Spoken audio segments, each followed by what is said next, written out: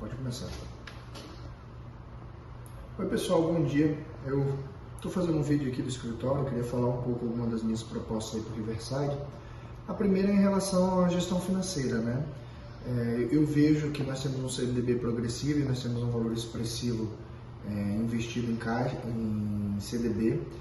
E assim, o CDI pago hoje pelo Santander não é o melhor que tem no mercado, então eu gostaria, de caso vocês me reconduzirem ao cargo, de buscar aí um melhor CDI no mercado, melhor taxa, que a gente pudesse maximizar esse rendimento.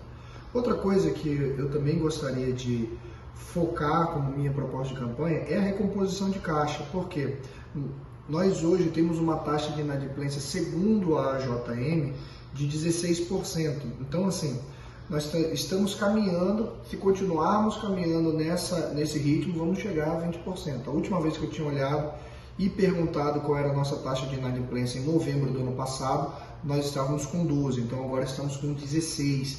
Então, a inadimplência está alta no condomínio e isso aí tem um reflexo, dois reflexos. Primeiro, a questão de fluxo de caixa. Segundo, que os nossos vizinhos passam a ter dificuldades para ter uma vida social conosco, porque aí a vida fica complicada. Então, o que eu pretendo fazer? Pretendo fazer uma operação de recuperação de crédito com os devedores, os inadimplentes. Isso aí eu pretendo fazer, ofertar condições de pagamento para as pessoas que têm essa dificuldade, que passaram algum momento na vida aí, o país saiu do momento pós-pandemia faz um ano, então nós precisamos recuperar isso e pretendo fazer isso de duas formas. Uma, com operações de parcelamento disso via cartão de crédito, tem até 12 vezes, o condomínio pode fazer a operação de antecipação de recebíveis, então parcela-se em 12 vezes no cartão de crédito e recebe isso à vista, é claro, vai ter uma perda referente ao juro, referente a isso, e operação de parcelamento no boleto. Essa operação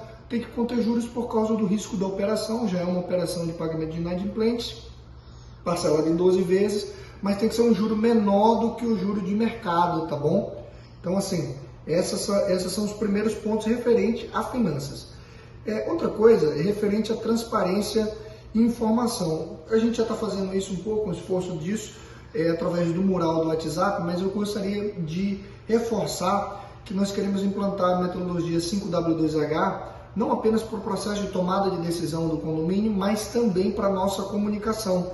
É preciso informar de uma forma clara o que está sendo feito, onde está sendo feito, por quem está sendo feito, se é pelo nosso time, se é por uma empresa terceirizada, quando vai ser feito, quem vai fazer e como vai fazer e quanto isso custa, sendo enviado a vocês as notas fiscais já no próprio comunicado na realização do serviço. Então, eu considero isso muito importante porque isso traz transparência. Analisar um resumo financeiro de 500 a 1000 páginas que está lá no Superlógica é muito difícil, é muito mais simples você analisar serviço a serviço, contendo a foto do serviço, contendo quem foi, quem contratou, quem autorizou, com qual previsão orçamentária, quanto custou, todo dia, semanalmente, à medida que os serviços são executados. Então isso traz mais transparência e eu quero tornar isso uma cultura da nossa comunicação do condomínio. Ainda falando da gestão do condomínio, eu tenho uma proposta de gestão e ela é uma alteração do layout que nós temos lá hoje. Por quê? O condomínio, quando foi configurado e que tem lá o supervisor administrativo e o auxiliar dele, ele foi configurado em um tempo em que o condomínio tinha 80 unidades ocupadas, 100 unidades ocupadas. Essa não é a nossa realidade hoje, nós temos 355 unidades ocupadas. O condomínio está na sua plena capacidade, então as demandas aumentam, as necessidades aumentam. Então, o que nós precisamos fazer em relação a isso? Eu estou fazendo uma proposta. A proposta número 1, criação de um novo posto de trabalho. E aí nós vamos dividir as tarefas, ou seja, dividir as funções da seguinte forma. A gente tem um administrador, um supervisor administrativo ali para cuidar da administração do condomínio, está ali supervisionando e controlando o nosso almoxarifado, entrada e saída de materiais, controle de materiais, está ali andando pelo condomínio e ele poder ver como está o serviço da limpeza, o serviço da segurança, o serviço da manutenção.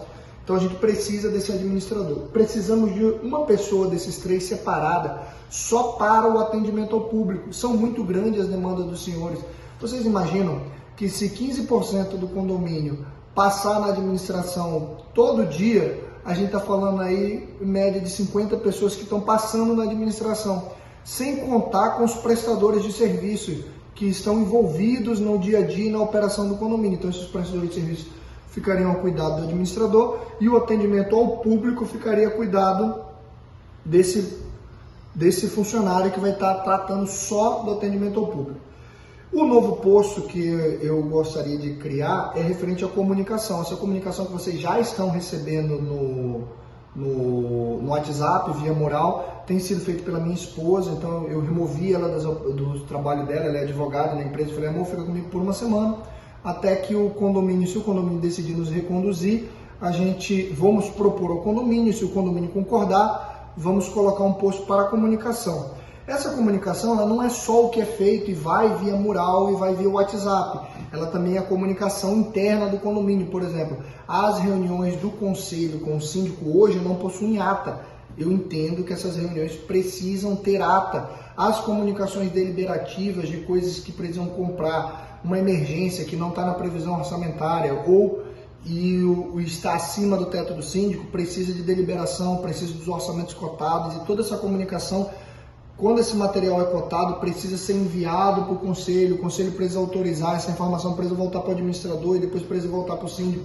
Esse elo de comunicação entre internamente o administrador do condomínio, a pessoa que atende e os condôminos, esse feedback que precisa ser dado aos senhores, ele não está sendo executado, não existe essa pessoa hoje. Então, assim, eu entendo ser fundamental termos essa pessoa, esse posto de serviço na nossa equipe. Outra coisa que eu queria ressaltar, essa é uma das reclamações número 1 dos senhores, que o atendimento aos condôminos, aos proprietários é muito ruim. E eu enxergo esse atendimento muito ruim, primeiro por uma falha de design de gestão. Você tem a mesma pessoa que está lidando com o fornecedor, que está fazendo cotação de preço, que está lidando com o pessoal da manutenção, lidando com o condômino ao mesmo tempo. Não pode. Tem que separar as coisas e cada um na sua função, delimitação de responsabilidade. A minha penúltima proposta é uma coisa muito importante, que é a ampliação dos poderes fiscais dos conselheiros.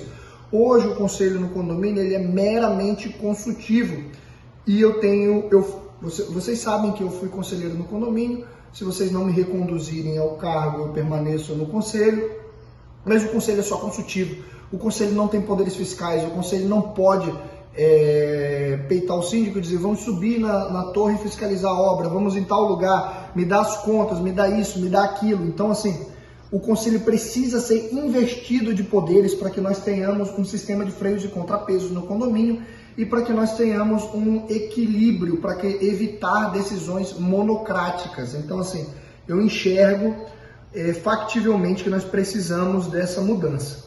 Outra coisa que está como proposta minha, e é a última, são a comunicação interativa. Isso também, nesses 5 dias que a gente está no cargo, temos tentado implantar isso via grupo. Não sei se o grupo talvez fosse o melhor lugar, a gente testa, ver se faz via mural, mas eu gostei da ideia via grupo porque gera debate, vocês conversam, a gente lê, ouve o que vocês estão falando, e o propósito disso é muito claro. Nós queremos entender quais são os desejos e os anseios dos proprietários e moradores. Isso é importante porque o síndico não deve ser o dono do condomínio Riverside, ele deve operar mais como um moderador da vontade dos senhores.